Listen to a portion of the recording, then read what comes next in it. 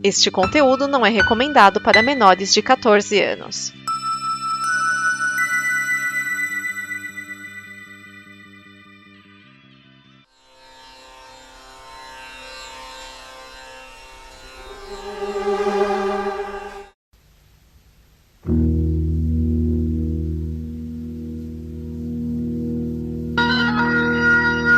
Opa! E aí, gurizada? Este é o episódio número 9 deste podcast, o Banquinha da Romênia. Eu sou o Grisa e eu não sou romeno, eu só tô aqui pela referência. Como sempre, duas resenhas curtas. Uma edição de HQ nova, recém-saída lá fora, para você ficar ligado no que comprar ou não comprar. A outra é baseada numa coisa um pouco mais antiga, algo que você pode ter já lido ou nunca ter ouvido falar. Então é isso aí, cola o tio da banca para ver o que tem de bom. Bora! Concreto é o mais conhecido trabalho autoral do quadrinista Paul Chadwick. Sua série original foi publicada em 10 edições, começando em 1986, depois de algumas aparições na revista Dark Horse Presents. A editora mais tarde publicaria outras séries, anos mais tarde. A história segue Ron Lightgall, um assessor político que, após ser abduzido por alienígenas, acorda em um corpo feito por pedra maleável. Parece simples, mas só parece. Eu acho que essa frase, ela diz muito sobre esse trabalho do Chadwick. O Concreto, né, o Ron, ele é um cara que tem que lidar constantemente com o fracasso. As histórias não são histórias de super-heróis, né, como as habilidades dele poderiam dizer pra gente a princípio. O Concreto é muito mais uma história sobre a vida e como ela ocorre e como ela se dá de maneira muitas vezes bizarra e ela não faz muito sentido no fim das contas, mas em como a gente consegue talvez tentar olhar o lado bom. O Concreto é um cara que ele, por conta da condição dele, ele não tem mais acesso a grande parte dos sentidos dele. A visão é muito boa, muito melhor que o normal devido ao acontecido, porém ele não sente mais o gosto das coisas direito, ele precisa inclusive, para regenerar bem a sua aparência externa, precisa comer pedra e metal. Então essa história ela fala muito sobre isso, assim. A arte ela é bem limpa para a época, eu acho. Final dos anos 80, o pessoal acho que já estava meio naquela vibe meio Frank Miller e uma parada mais suja. Mas mesmo quando a gente vai comparar, por exemplo, eu li algumas edições da série original de 86 e também li algumas histórias dele em Dark Horse Presents.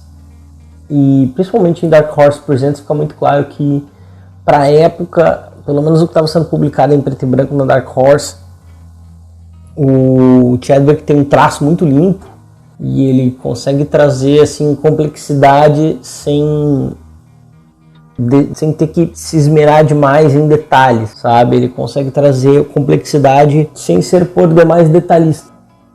Então, eu quero ler mais, mas acho muito interessante o que eu já li até agora, pela maneira anedótica como as coisas acontecem e ao mesmo tempo como elas são verdadeiras, são coisas que, se a gente tirar o fantástico da equação, são coisas que acontecem com a gente, não só que podem acontecer, mas que acontecem. Então, totalmente recomendo.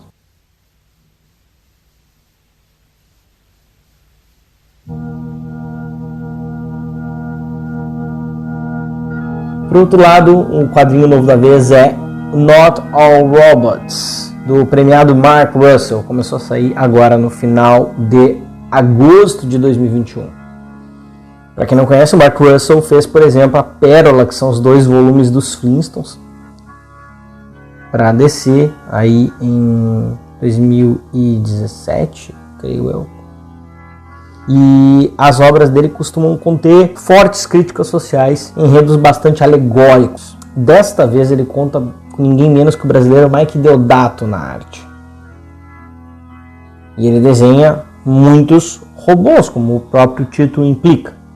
A história fala sobre a frágil coexistência entre humanos e robôs em uma sociedade onde todo o trabalho é feito por esses últimos. Os seres de metal estão reclamando. Quem está explorando quem? Eu gosto muito do trabalho do Russell, principalmente por essa pegada dele, de como ele usa as histórias para falar sobre coisas que estão nos afetando no mundo real, ou que afetaram as pessoas no mundo real em algum momento. Lá na Montanha dele tem muito disso, né? Sobre falar de forma, de uma certa forma, sobre a história também, sobre a história humana. Eu gostei bastante dessa primeira edição. Ela até tem um texto do próprio Russell no final do quadrinho, onde ele fala, para quem não entendeu lendo, ou né, até para uma questão de colocar o contexto social no qual esse quadrinho está sendo escrito. E na verdade, na Not All Robots, para quem está ouvindo esse podcast, vendo esse podcast é bom, né? Para quem está ouvindo esse podcast não muito tempo depois que ele saiu, provavelmente vai se lembrar do movimento Me Too, né, em 2019, com muitas mulheres falando sobre os grandes abusadores das indústrias culturais, com caras aí como o Harvey Epstein sendo devidamente colocados na lata de lixo da história como eles deveriam.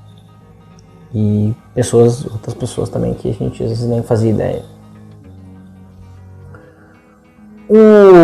Nesse caso, né, Not All Robots é uma alusão ao Not All Men, que foi meio que um contra-movimento ao Me Too. Não digo um contra-movimento, mas um movimento de caras que se sentiram ofendidos por essa exposição de outros caras que são abusadores, que queriam deixar claro que, poxa, há boas pessoas do sexo masculino por aí.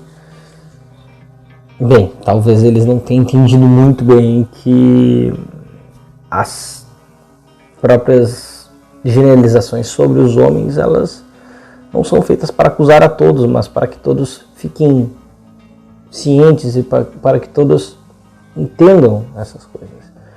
Assim como também as mulheres sofrem uma série de generalizações ao longo do tempo, né? Principalmente aquelas que sofrem de abuso, infelizmente. Hoje em dia, talvez menos, mas por muito tempo os estigmas estiveram muito enraizados. E ainda estão em uma certa parte da população. Vocês sabem, provavelmente, de quem eu estou falando. E aqui ele consegue botar em prática o que ele até conta nesse texto que eu falei para vocês, tem no final do quadrinho, que é justamente sobre como é que se faz com que, por exemplo, os homens possam entender esse lado, né, se coloquem, se sintam na pele. Quando a gente normalmente às vezes não consegue, o exercício de empatia não é tão óbvio quanto parece para muitas pessoas. Ele às vezes é uma impossibilidade, não só por uma questão cultural, mas uma questão de criação mesmo. Muitos de nós não somos ainda, pelo menos caras da minha geração, principalmente caras mais velhos, não são criados num ambiente que gera empatia de maneira consistente. Dessa forma, colocar, né, nessa história, os robôs são quem traz a grana para dentro de casa, quem faz dinheiro são os robôs, né? E os humanos ficam em casa, fazem suas coisinhas, né? Tem uma vida tranquila, diga-se de passagem. Porém, ao mesmo tempo, os robôs, eles podem... Tem muitos robôs que dão glitch, né? E, enfim, que eles meio que surtam, eletronicamente falando, e matam pessoas. E os policiais são outros robôs. E logo, esses crimes são... Na esfera social, eles não aparecem muito. Esses crimes, eles não estão aparecendo pro público em geral.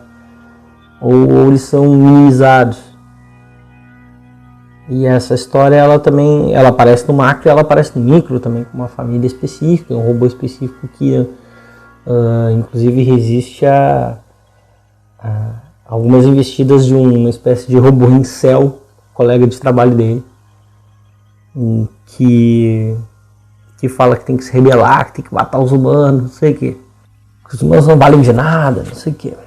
Tem uma série de muito bons análogos a tipos de pessoas que estão aí no nosso caldo cultural dos tempos em que vivemos e que acho que é muito importante pra gente dar uma lida. E os robôs do Mike Deodato, um cara que eu até tava meio enjoado de ver a arte dele assim na Marvel. Eu acho que ele tava muito no automático. E acho que a primeira coisa dele que eu leio desde que ele saiu da Marvel, a primeira coisa que me dá mais vontade de ler, assim, eu fui ler mais pelo Mark Russell, mas eu me surpreendi muito positivamente com a arte do Deodato, né? Um cara que tem um talento, uma história incríveis, assim, mas que não estava muito no meu gosto ultimamente, e os robôs dele conseguem ser muito expressivos, mesmo eles não tendo formas faciais, né, facial features, né,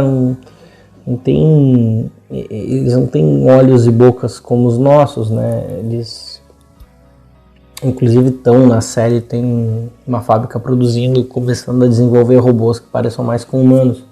Mas os robôs em série produzidos e que estão na sociedade, eles são robôs que estão... Eles assim, comunicam nas páginas muito mais com as expressões faciais, não, mas com a expressão corporal deles, né? Eles não têm muita expressão facial. Algumas coisas o Deodato ele consegue dar uma jogada, mas muitas delas não, está inteiramente na forma, inclusive, né, no texto também, que tem um texto dele no final, ele diz assim, nossa, eu tive que estudar muito expressão corporal para poder fazer com que esses robôs parecessem convincentes no que eles estão sentindo, no que eles sentem. Então, dá pra dizer que é um baita quadrinho, é um negócio muito legal para vocês lerem, recomendo, especialmente aos caras por aí, né? Mas inclusive leiam pela história mesmo, assim, e se vocês se acharem desconfortáveis, é porque vocês estão começando a entender, ou vocês já. Então é isso, povo. Preciso fechar a banquinha, mas logo eu tô de volta. Vocês passam aqui toda semana, né? Pode também me seguir nas nossas redes sociais. Lá eu tô como @brisagrisa tanto no Instagram quanto no Twitter. Espere por nós nos mesmos canais e outros mais, quem sabe. Um abraço e voltem sempre. Ainda a gente vai ter esporte que eu possa ganhar nas Olimpíadas um dia, paciência. Tchau. Então é isso aí, pessoal. A gente está fechando a banquinha por hoje, mas da próxima a gente se vê. Espero que vocês tenham gostado dessas análises. Se vocês curtiram, deixem aí o seu like, inscrevam-se no canal, deixem o seu comentário se você gostou, quer complementar alguma coisa, quer inclusive rebater a minha análise. Bora lá! Muito obrigado pela atenção de vocês e até a próxima. Obrigado por assistir o vídeo. Eu peço em nome das pessoas que o fizeram que você dê aquela positivada e deixe o seu comentário para dizer o que você acha e ajudar a gente a evoluir o conteúdo. Também assine o canal para não perder nada do que acontece e considere nos apoiar. Até mais!